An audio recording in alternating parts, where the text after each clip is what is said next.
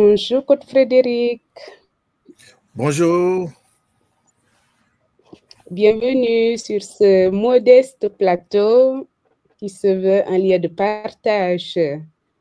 Merci d'être là et j'espère que tout va bien de ton côté à Oshawa. Oui, tout va parfaitement bien. De prime abord, je voudrais te souhaiter une bonne et heureuse année 2025 et beaucoup de bonnes choses à toi pour cette nouvelle année. Oshawa se porte à merveille.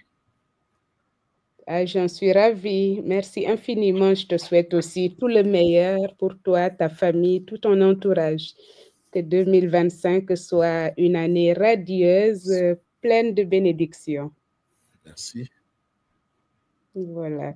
Donc, sans plus attendre, je vais te donner la parole pour te présenter, qu'on sache qui est coach Frédéric, où est-ce qu'il est, qu'est-ce qu'il fait, qu'est-ce qui fait sa vie. Ok, je m'appelle simplement Gan Sim Frédéric, c'est le nom que mes parents m'ont donné. Je suis dans la quarantaine. Je vis en Ontario, dans la ville d'Oshawa. Je suis au Canada depuis près de 12 ans. Je suis enseignant agréé en Ontario. J'enseigne dans une école catholique, ici, toujours dans ma ville d'Oshawa. Et en plus, je suis coach professionnel certifié. Je suis marié et père de beaucoup d'enfants, comme nous aimons le dire en Afrique. C'est une bénédiction.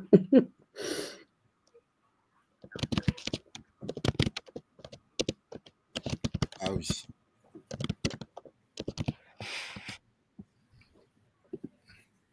Donc, coach, père de famille, enseignant dans une école privée catholique. Eh bien, venons-en alors à ce catholique qui est la foi de certains. Et vous, quelle est votre foi? Quelle est ta foi? Je vais rester avec le tu. Quelle est ta foi? Et si tu n'as pas de foi, quelle est ta spiritualité?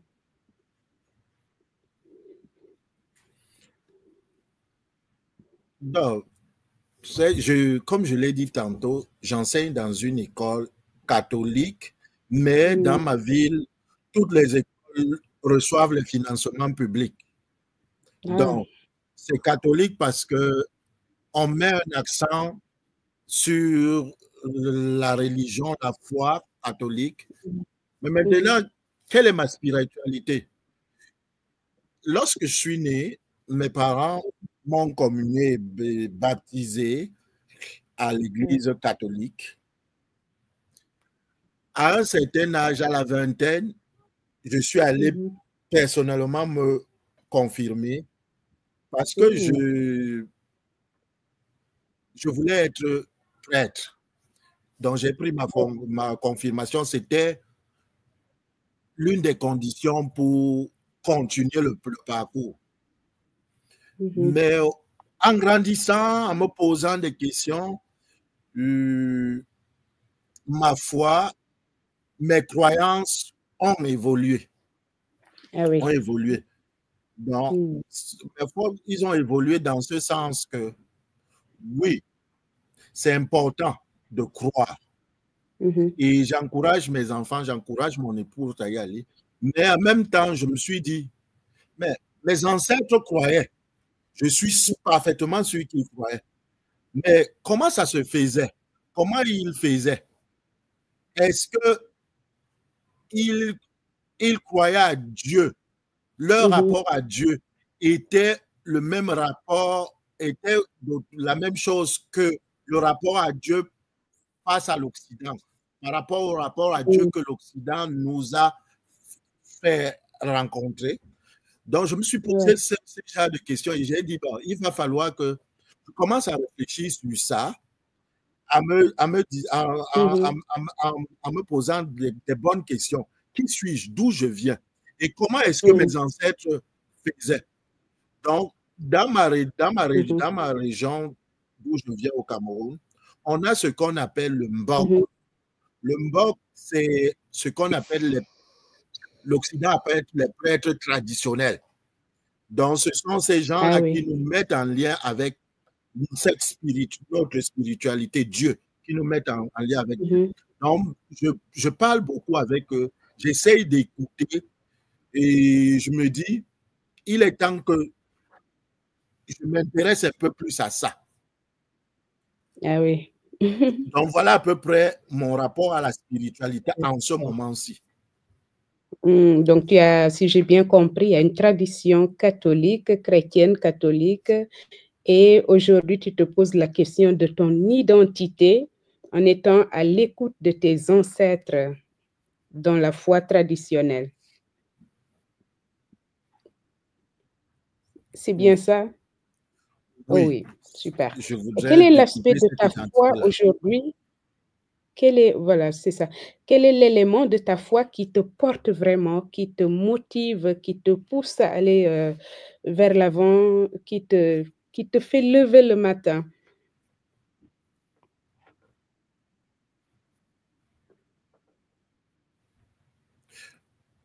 Juste m'aligner sur mes valeurs.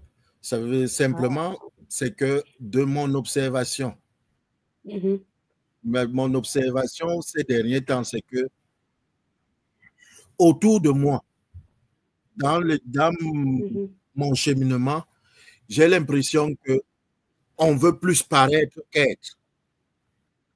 Donc, ça veut dire, je prends un exemple,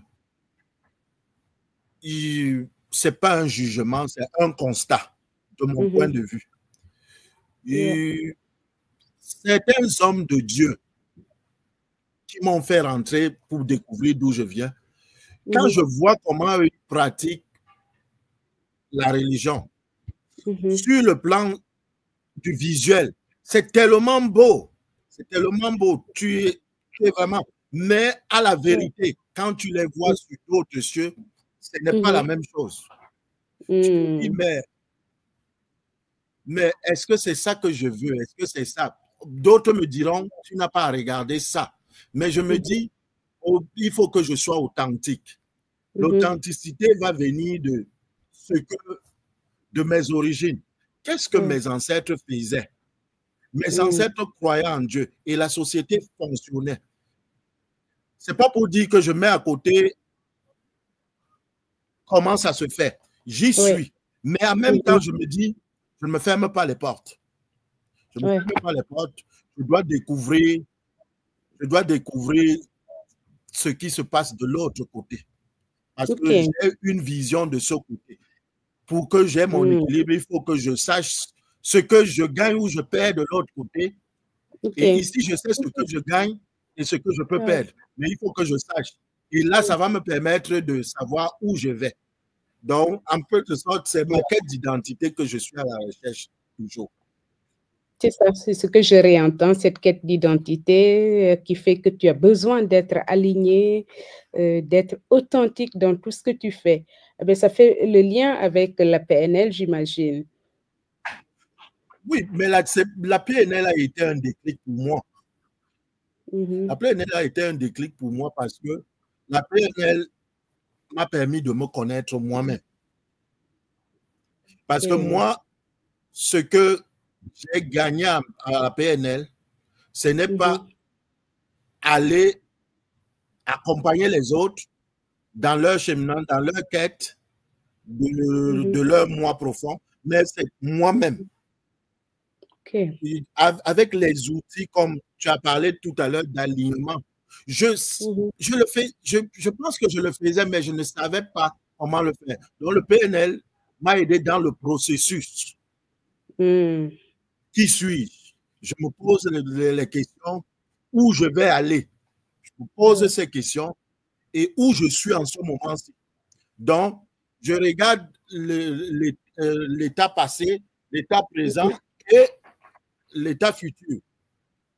Si je peux utiliser ces termes. Voilà comment je procède. Donc, la PNL, moi, j'encourage les gens à faire la PNL, pas forcément pour devenir coach ou pour accompagner les gens, mais pour se découvrir eux-mêmes. Parce que c'est le grand bien que la PNL apporté me découvrir moi-même et apprendre à m'affirmer tel que je suis. Wow. C'est intéressant, cette perspective que tu as de la PNL comme outil de découverte de soi. Ce que tu dis, c'est que tu t'interrogeais sur ton identité, mais peut-être que tu n'avais pas le process, l'outil. Et aujourd'hui, la PNL t'offre un outil pour travailler sur toi-même. Avant d'être un coach ou un accompagnateur, d'abord travailler sur toi-même. Est-ce qu'il y a un autre élément de la PNL qui aujourd'hui a changé ta vie, qui a donné une autre allure à ta vie? Oui, le métacadre de coach. Le métacadre est un outil qui m'a permis de me sonder moi-même. Donc, j'ai rencontré des gens qui ont utilisé cet outil sur moi. Et par le questionnement puissant, je me suis, en répondant à ce questionnement, je me suis dit, waouh, oui, voilà comment je voudrais vraiment voir les choses. C'était enfoui à moi, mais je ne le savais pas. Mais lorsque je l'ai fait avec plusieurs différentes personnes, j'ai commencé à me découvrir. J'ai commencé à me découvrir. J'ai commencé à m'aligner sur mes valeurs. J'ai commencé à mettre des priorités dans ma vie. À me dire, écoute, ça, c'est important, mais ce n'est pas aussi prioritaire en ce moment pour toi que ceci. Et ça fait que dans ma vie, en chemin, je suis en train de perdre du monde. Et je sais que je vais encore en perdre. Je sais que je vais encore en perdre parce que le nouveau Frédéric voit des choses sur d'autres prismes, si je peux emprunter. Donc, voilà, je dirais le métacadre. Le métacadre est l'outil qui est venu me chercher. Le métacadre, wow. Donc, à la fois les niveaux logiques pour t'unifier, t'ordonner, le métacadre pour t'aider à te recentrer. Et tu dis, je perds du monde et je sais que j'en perdrai aussi. C'est comme disait l'Évangile, le Christ venu pour malheureusement séparer père et mère, fils et mère, pas parce que c'est la division qu'il porte, mais la vérité. Et malheureusement, la vérité parfois sépare les individus. Mais aussi, comme tu dis, la quête de soi, le fait de savoir où on va, forcément va nous éloigner d'un certain nombre de personnes parce que nous n'aurons pas les mêmes perspectives, les mêmes buts. Ce que nous recherchons dans la vie peut-être ne coïncide pas. C'est effectivement ça. C'est effectivement ça. Il est important. Moi, maintenant, ce qui est important pour moi en ce moment-ci, c'est d'être moi. C'est de ne plus jouer un rôle. C'est de m'affirmer. C'est de ne pas accepter les yeux fermés tout ce qu'on me dit. Et c'est ça. Et de mettre la famille. Parce que moi, l'une des valeurs qui peut être sabotée pour moi, c'est la famille. Lorsque, même avec mes frères et mes sœurs, lorsqu'on ne met pas la famille au centre de tout et qu'on pense seulement à soi-même, moi, ça ne marche pas. Ça ne marche pas parce que je me dis une chose, c'est que on vient de quelque part et si je suis bien demain après-demain et que d'où je viens, c'est pas bien, je ne serai pas bien, même si je donne les apparences d'être bien. C'est beau ça. C'est la famille. Et c'est une valeur qui est beaucoup questionnée dans notre monde d'aujourd'hui. C'est beau que vous nous la rappeliez, que c'est une valeur intrinsèque importante pour certaines personnes et qu'elle est à préserver. Merci beaucoup pour ce rappel. Est-ce que je peux sortir du cadre de la PNL et te demander de nous parler un peu de tout ce que tu fais dans l'associatif, parce que je sais que tu es une personne très investie. Oui. Ça peut être un beau... Tout à l'heure, dans ma présentation, j'ai omis ce pan de ma vie, ça c'est sûr. J'ai omis deux pans de ma vie parce que si je commence à ouvrir d'autres pans de ma vie, on va passer toute la journée. Donc, ça fait déjà presque une vingtaine d'années que je me suis investi dans le communautaire. Donc, pour moi, l'homme au centre des préoccupations, l'homme au centre de ma vie est quelque chose, c'est pas un slogan cru.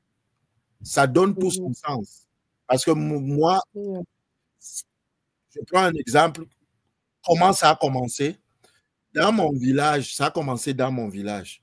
Je m'étais rendu compte que dans mon village, chaque jeune était de son côté. Je me suis dit, mais si chacun est de son côté, comment est-ce qu'on va construire notre village? Comment est-ce qu'on va savoir qu'une jeunesse existe dans notre village? Je me suis investi, on a créé une association dans notre village. On a commencé à mettre en place des activités en termes de soutien scolaire, en termes d'investissement humain, mettre la propriété dans le village, créer des activités culturelles. Donc, le village a commencé à vivre. Et au-delà de ça, lorsque je suis devenu encore plus grand,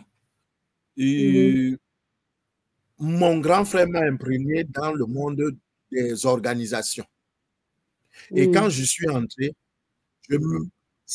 c'était comme ça s'alignait à ce que j'ai toujours voulu. J'ai recommencé à travailler là.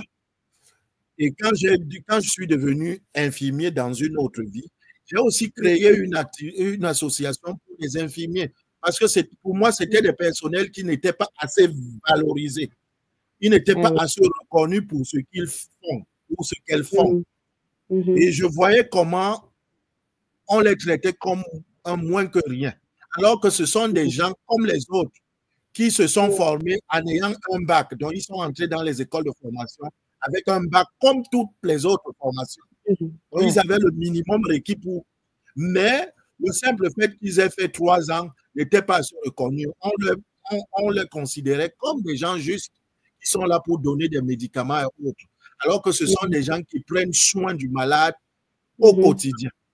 Et même lorsque j'ai eu l'opportunité de voyager ici au Canada, j'ai créé une association avec des amis pour aider ceux qui arrivent au Canada, de leur processus jusqu'à leur installation au Canada et jusqu'à leur insertion au Canada. Et on travaillait bénévolement.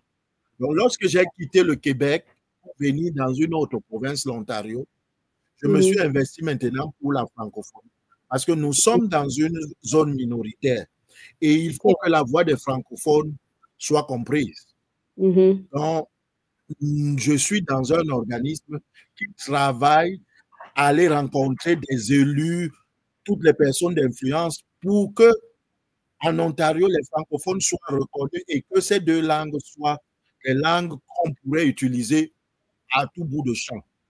Mais aussi, ici en Ontario, j'ai été aussi approché pour un autre organisme.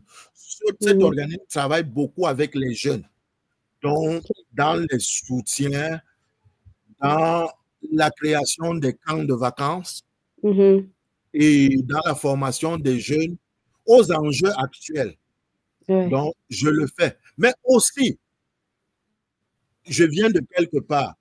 Ici, dans notre région, il n'y avait pas une association des gens d'où je viens, au Cameroun. Donc, nous nous sommes mis en commun. Nous avons aussi créé une association des Bassa de l'Ontario où nous parlons, nous essayons d'entretenir notre langue parce que ce n'est pas évident de parler ma langue ici. Si je n'appelle pas au Cameroun pour parler avec mes frères et sœurs, je risque de perdre les mots.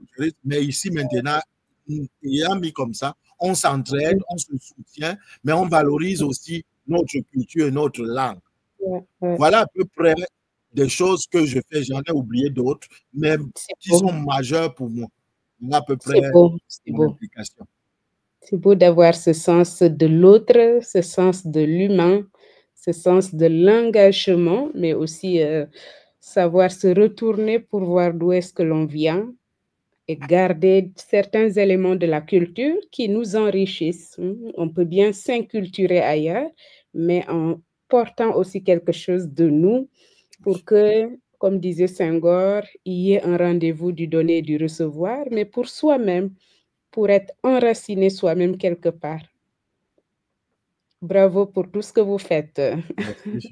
Je vous laisse le mot de revoir, Frédéric. Ben, le mot de revoir pour moi, c'est juste dire à ceux qui nous occupent, soyez alignés sur vos valeurs.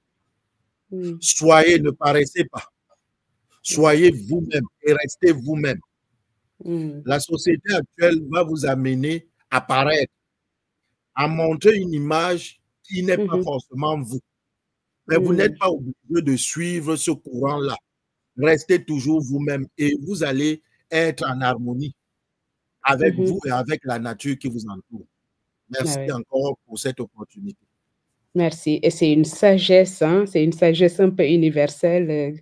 Partout, on nous dit que plus on est soi-même, plus on est capable d'impacter et plus la relation à l'autre est plus vraie. Si on paraît, comme tu dis, si on cherche à être une autre personne, ça se sent.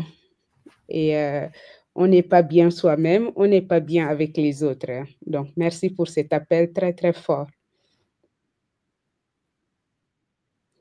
Merci. Et puis, je rappelle que vous êtes coach, donc tout le monde peut vous contacter pour être accompagné, pour être orienté. Voilà. Merci, coach Frédéric, et à très bientôt, Merci. je Merci à vous. l'espère.